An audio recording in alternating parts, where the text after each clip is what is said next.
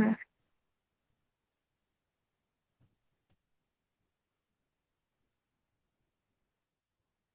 Assalamualaikum warahmatullahi wabarakatuh. Selamat siang Pak Warsidi dan teman-teman semua. Sebelumnya, perkenalkan kami dari kelompok 4 di sini akan memaparkan materi terkait teknologi dan manajemen talenta.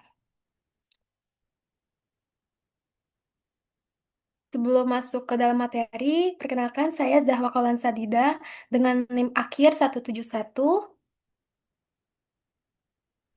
Saya Dan Fania Oktar Indonesia dengan NIM 151. Saya Salsa Safira dengan NIM akhir 091.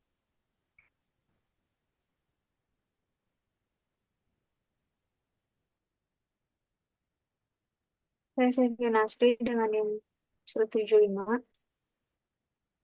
Saya Rana Hairunisa dengan NIM akhir 183. Saya Dinda Nudania dengan NIM 26. Nah, materi yang akan kami paparkan yang pertama yaitu pemanfaatan teknologi dalam pengenalan bakat, yang kedua implementasi sistem manajemen talenta berbasis teknologi, yang ketiga tantangan keamanan dalam penggunaan teknologi untuk manajemen talenta, yang keempat integrasi big data dalam pengelolaan talenta, yang kelima kesiapan organisasi terhadap transformasi digital dalam manajemen talenta, yang keenam pemanfaatan kecerdasan buatan AI dalam seleksi talenta. Eh, Materi pertama yaitu pemanfaatan teknologi dalam pengenalan bakat. Jadi dalam buku Researching and Talent Management, pemanfaatan teknologi dalam pengenalan bakat dilakukan melalui beberapa cara modern yang semakin berkembang. Yang pertama itu ada assessment center virtual. Pada pandemi COVID-19, mendorong penggunaan virtual assessment center, organisasi besar termasuk perusahaan multinasional mengadopsi pendekatan online atau hibrid untuk menilai kandidat. Meskipun ada tantangan teknis, metode ini membuka peluang untuk menjangkau lebih banyak calon dengan potensi tinggi tanpa hambatan geografis. Yang kedua, gamifikasi.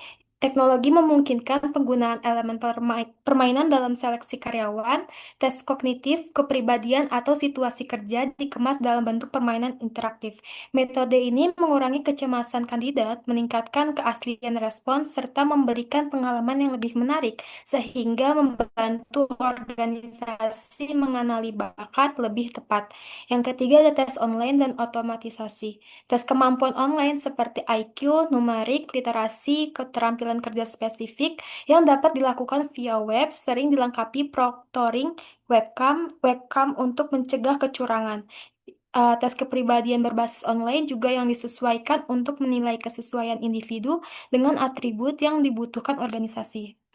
Selanjutnya, pemanfaatan AI dan analitik data. AI dalam biodata analisis, sistem ini mampu menganalisis data historis karyawan berprestasi dan memprediksi performa calon melalui kuesioner yang disesuaikan. AI juga dapat mengurangi bias yang mungkin muncul jika seleksi hanya dilakukan oleh manusia.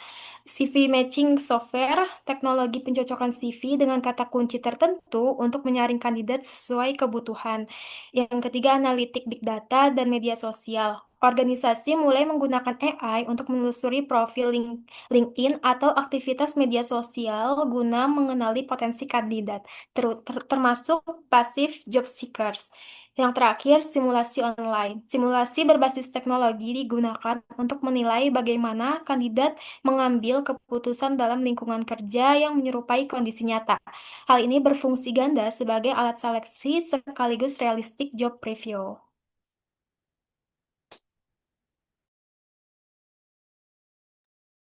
Selanjutnya ada implementasi sistem manajemen talenta berbasis teknologi.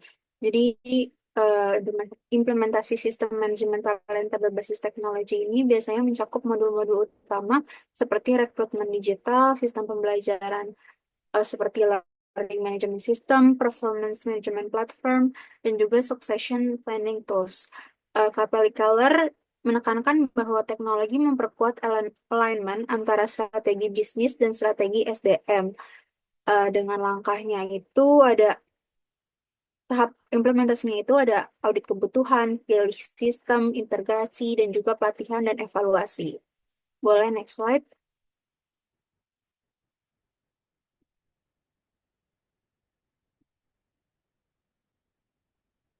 Di analisis kebutuhan ini, perusahaan melakukan audit kondisi SDM dan sistem HR lama untuk mengidentifikasi kelemahan serta tantangan utama. Dari hasil tersebut, dipetakan modul prioritas seperti rekrutmen digital, LMS, atau performance management.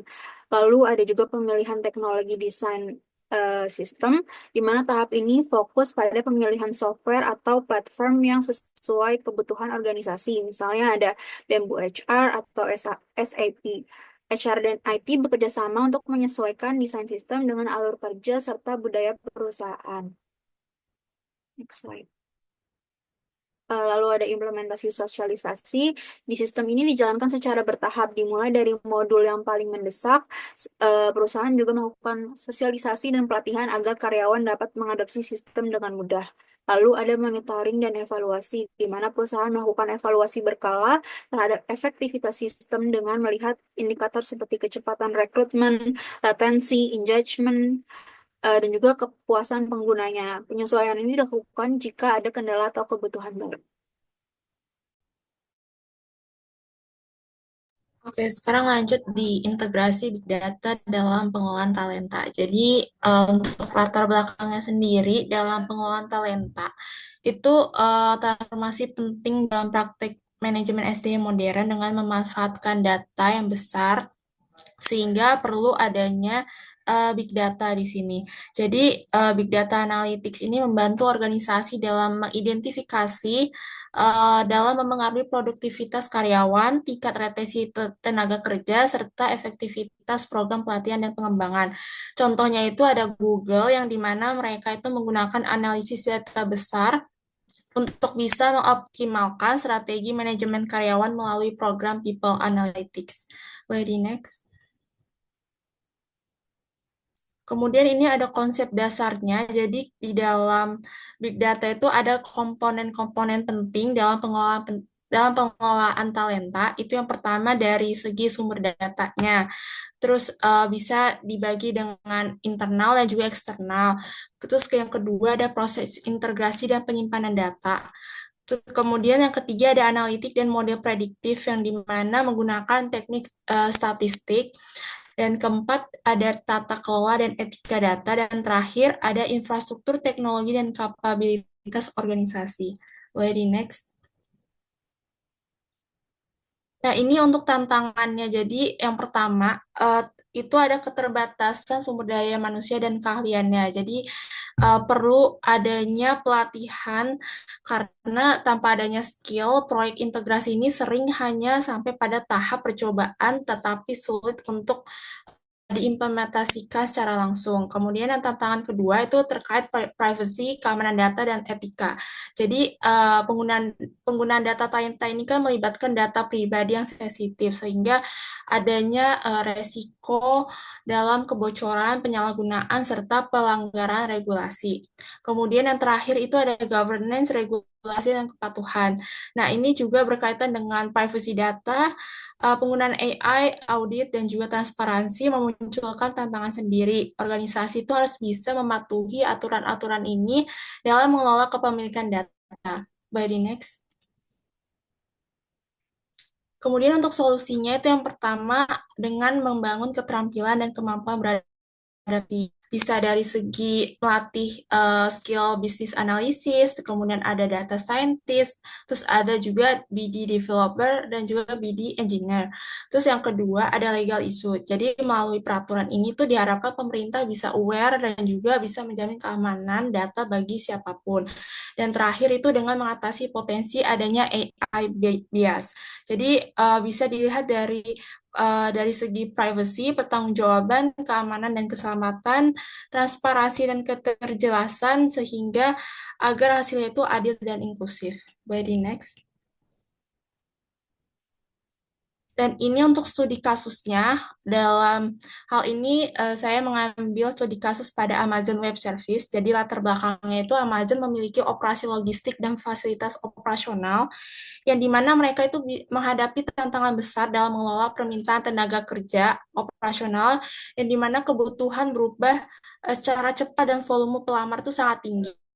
Dan solusi dari AWS ini tuh mereka membangun sebuah platform yang dimana memanfaatkan data historis dan teknik machine learning untuk bisa mengoptimalkan perekrutan.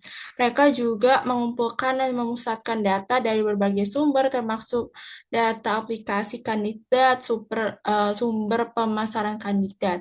Kemudian Amazon juga mengotomatiskan sistem kampanye pemasaran lowongan kerja, otomatis mengaktifkan atau menonaktifkan iklan berdasarkan performanya. Boleh di next.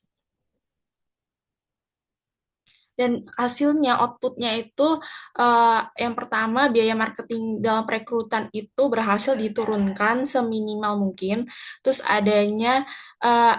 dengan adanya analisis big data ini membantu Amazon mengidentifikasi faktor risiko turnover dan juga melakukan intervensi lebih awal, pencegahan misalnya melalui pelatihan, rotasi kerja, dan insentif tambahan.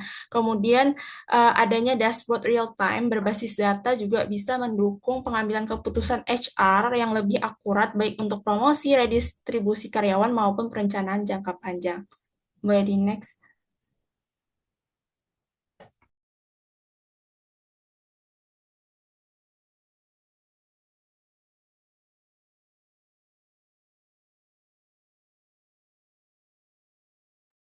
Baik, selanjutnya ini ada tantangan keamanan dalam penggunaan teknologi untuk manajemen talenta. Jadi yang pertama ini ada risiko keamanan cyber meningkat. Perkembangan teknologi ini diiringi dengan meningkatnya ancaman cyber. Para hacker terus mencari celah keamanan untuk mendapatkan keuntungan.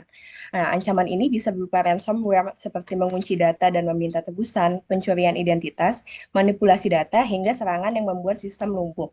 Jika tidak diantisipasi, serangan semacam ini dapat merusak reputasi perusahaan dan menurunkan kepercayaan karyawan maupun publik. Yang kedua, ada resiko penyebaran data pribadi karyawan. Data yang dikelola dalam sistem manajemen talenta ini mencakup informasi yang sangat sensitif, seperti identitas pribadi, riwayat pekerjaan, evaluasi kinerja, hingga catatan keuangan. Kebocoran data ini tidak hanya membahayakan karyawan, tetapi juga bisa menimbulkan dampak hukum yang serius bagi perusahaan, termasuk denda dan gugatan hukum. Boleh di next?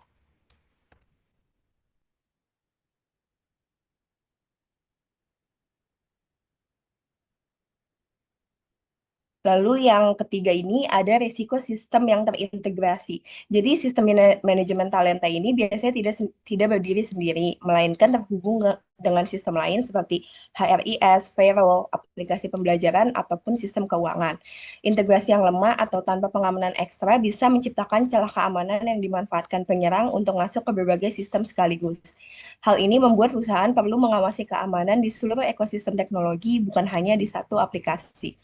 Dan yang terakhir ada faktor manusia dan kesadaran keamanan. Teknologi canggih sekalipun bisa gagal jika karyawan tidak memiliki kesadaran keamanan. Banyak kasus kebocoran data justru terjadi karena kelalaian manusia, misalnya menggunakan password yang lemah. Faktor manusia ini sering disebut sebagai titik terlemah dalam sistem keamanan manajemen talenta, sehingga menjadi tantangan yang sangat penting untuk diatasi.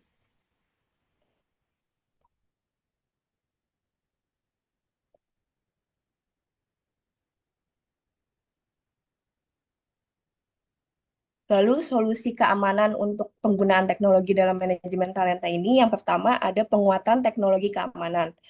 Organisasi perlu menerapkan teknologi keamanan yang kuat seperti enkripsi data, firewall, antivirus, dan intrusion detection system. Selain itu, penggunaan identifier dan akses manajemen dengan autentikasi dua faktor ini dapat memastikan bahwa hanya pihak yang berwenang yang bisa mengakses data karyawan. Lalu yang kedua ada audit dan monitoring rutin. Jadi perusahaan perlu melakukan audit keamanan teknologi informasi secara berkala untuk menemukan celah kerentanan sebelum dimanfaatkan penyerang. Audit ini harus diikuti dengan update dan pemeliharaan sistem secara terus-menerus. Dan yang ketiga ada kolaborasi antar departemen. Keamanan sistem manajemen talenta bukan hanya tanggung jawab Departemen IT, jadi HR dan IT dan tim keamanan harus bekerja sama dalam menjaga keamanan data. Kolaborasi yang baik dengan pembagian peran dan tanggung jawab yang jelas akan membuat perusahaan lebih siap menghadapi ancaman dan mampu merespon insiden dengan cepat. Baik, selanjutnya kesiapan organisasi terhadap transformasi digital dalam manajemen talenta. Jadi, transformasi digital ini telah mengubah cara organisasi mengelola sumber daya manusia, khususnya dalam manajemen talenta. Dan kesiapan organisasi terhadap transformasi digital bukan hanya menyangkut pengadaan teknologi baru, tetapi juga perubahan mindset, proses, dan budaya kerja. Tanpa kesiapan yang matang, investasi digital tidak akan memberi hasil maksimal. Dalam konteks manajemen talenta, transformasi digital berperan penting dalam mendukung rekrutmen, pengembangan, penilaian kinerja, serta retensi karyawan yang berorientasi pada data dan teknologi. Oleh karena itu, kesiapan organisasi menjadi faktor kunci agar strategi pengelolaan talenta benar-benar sejalan dengan tujuan bisnis dan mampu menciptakan keunggulan yang kompetitif.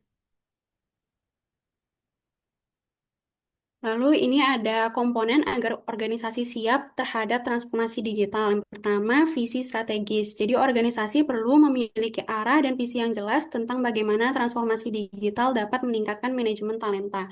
Mulai dari rekrutmen, pengembangan karyawan, penilaian kerja, hingga data ini menjadi dasar dalam menentukan prioritas investasi dan strategi jangka panjang.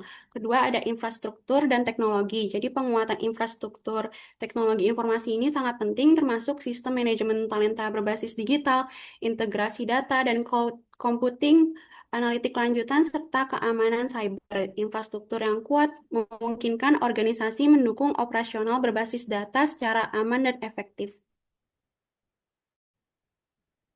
Selanjutnya ada pengembangan kapabilitas SDM. Karyawan perlu dibekali keterampilan digital melalui pelatihan berkelanjutan, baik teknis maupun soft skill, agar mampu beradaptasi dengan sistem baru serta membangun budaya kerja yang berbasis data.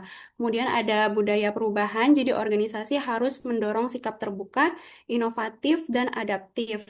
Budaya yang menghargai eksplorasi, feedback, serta melihat kegagalan sebagai bagian dari pembelajaran akan mempercepat keberhasilan transformasi digital. Lalu yang terakhir ada komunikasi dan keterlibatan. Jadi komunikasi yang jelas mengenai tujuan, manfaat, dan proses transformasi perlu dilakukan ke seluruh pemangku kepentingan. Dukungan yang terbangun dari level pimpinan hingga karyawan akan memperkuat komitmen organisasi. Next. Lalu tantangan kesiapan dari organisasi. Jadi dalam kesiapan organisasi ini tantangan utamanya yaitu meliputi resistensi karyawan terhadap perubahan, kesulitan integrasi sistem lama dengan teknologi baru, serta isu keamanan data. Dan untuk mengatasinya, organisasi perlu melakukan analisis kebutuhan dan keterampilan secara komprehensif, memperkuat peran kepemimpinan yang visioner, serta mengadopsi pendekatan berbasis data dalam pengambilan keputusan. Selain itu, kolaborasi dengan vendor teknologi dan mitra eksternal dapat memberikan keahlian tambahan dan solusi yang sesuai dengan kebutuhan unik organisasi. Jadi, dengan pendekatan yang holistik, kesiapan organisasi akan membuka peluang pertumbuhan, inovasi, dan keunggulan kompetitif melalui manajemen talenta digital. Baik, selanjutnya itu yaitu pemanfaatan kecerdasan buatan atau AI dalam seleksi talenta. AI semakin mengubah proses rekrutmen dengan meningkatkan efisiensi, kualitas kandidat, dan inklusivitas. Meski potensinya besar, perusahaan tetap perlu mengelola tantangan seperti bias algoritma, pengalaman personal, dan biaya tinggi melalui strategi yang etis serta pengawasan manusia. Dalam konteks inilah, berbagai solusi digital seperti aplikasi tracking system mulai diadopsi untuk menjawab keterbatasan metode lama. Rekrutmen tradisional cenderung lambat, mahal, dan rawan bias karena masih bergantung pada screening manual, wawancara yang panjang, serta administrasi yang berat. Sebaliknya, aplikasi tracking system mempercepat proses dengan screening otomatis, integrasi job board, komunikasi terjadwal, dan analitik data. ATS terbukti lebih efisien hemat biaya, meningkatkan kualitas kandidat, serta mampu beradaptasi dengan kebutuhan rekrutan modern. Ready next. Selanjutnya yaitu rekrutmen berbasis AI. Yang pertama ada AI Ethics, yaitu AI yang adil, transparan, dan bertanggung jawab menjadi fokus utama. Perusahaan perlu membuat kebijakan untuk mengurangi bias dan mematuhi aturan seperti GDRP dan Undang-Undang Wawancara Video AI Illinois, serta melindungi privasi data kandidat. Sebanyak 70% pemimpin bisnis khawatir AI membuat keputusan tanpa pengawasan manusia, sehingga kerangka etis sangat penting. Yang kedua, rekrutmen berbasis keterampilan yang mendorong perekrutan berdasarkan keterampilan, bukan hanya gelar atau pengalaman. Pendekatan ini digunakan oleh perusahaan seperti Google dan IBM. Hal ini 5 kali lebih akurat memprediksi performa kerja dibandingkan perekrutan berbasis pendidikan. Di 2025, 32% perusahaan berencana meningkatkan keterampilan karyawan dengan AI untuk mencocokkan kandidat dengan peran yang tepat. Lalu yang ketiga ada AI generatif untuk kebutuhan konten, mempermudah pembuatan deskripsi pekerjaan, email perekrutan, dan komunikasi dengan kandidat. AI menghasilkan iklan lowongan yang inklusif, mengurangi bahasa bias gender, dan meningkatkan jumlah pelamar hingga 30% untuk lowongan yang dioptimalkan. Lalu yang keempat ada pencarian dan penyaringan kandidat dengan AI, yaitu menganalisis CV, profil media sosial, dan platform online untuk mencari dan menyaring kandidat. Sekitar 40% perusahaan menggunakan AI untuk mencocokkan kandidat, dan 95% perekrut yakin AI mempercepat proses penyaringan dengan otomatisasi tugas berulang. Lalu yang terakhir ada pengalaman kandidat lebih baik dengan chatbot. Chatbot AI seperti MYA dan Jasper berinteraksi dengan kandidat, menjadwalkan wawancara, dan memberikan tanggapan cepat. Ini mengurangi waktu perekrutan dan meningkatkan kepuasan kandidat dengan 89% profesional HR melihat potensi AI dalam memperbaiki proses aplikasi. Lady next.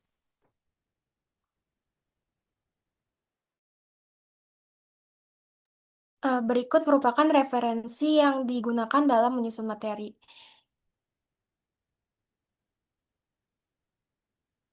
Selanjutnya, masuk ke sesi pertanyaan dari penyaji dan dari teman-teman semua. Untuk pertanyaan dari penyaji yang pertama yaitu saat ini banyak perusahaan menggunakan kecerdasan buatan AI untuk menyeleksi kandidat. Menurut kalian, apakah penggunaan AI ini benar-benar bisa lebih adil dibandingkan manusia atau justru berisiko menciptakan bias baru karena sistemnya dibuat berdasarkan data yang mungkin tidak sempurna? Yang kedua, dalam konteks prediksi kinerja karyawan, sejauh mana validitas data historis yang dikumpulkan melalui big data dapat dijadikan dasar pengambilan keputusan strategis, mengingat dinamika kerja yang cepat berubah. Yang ketiga, misalnya perusahaan fokus pada metrik performa yang diukur melalui teknologi, KPI berbasis data, metrik kuantitatif. Jika karyawan yang bukan high performer secara teknis tidak diberikan ruang untuk berkembang dari aspek soft skill, bagaimana perusahaan menjaga bahwa budaya inklusivitas dan pengembangan manusia tetap menjadi di sistem? Oke, teman-teman bisa menjawab langsung di kolom komentar dan apabila teman-teman juga ada yang ingin ditanyakan terkait materi, boleh langsung aja ditulis di kolom komentar. Oke, sekian dari kami. Jika ada kekurangan mohon maaf. Ditunggu ya teman-teman untuk apa namanya pertanyaannya di kolom dan jawabannya di kolom komentar. Terima kasih. Wassalamualaikum warahmatullahi wabarakatuh.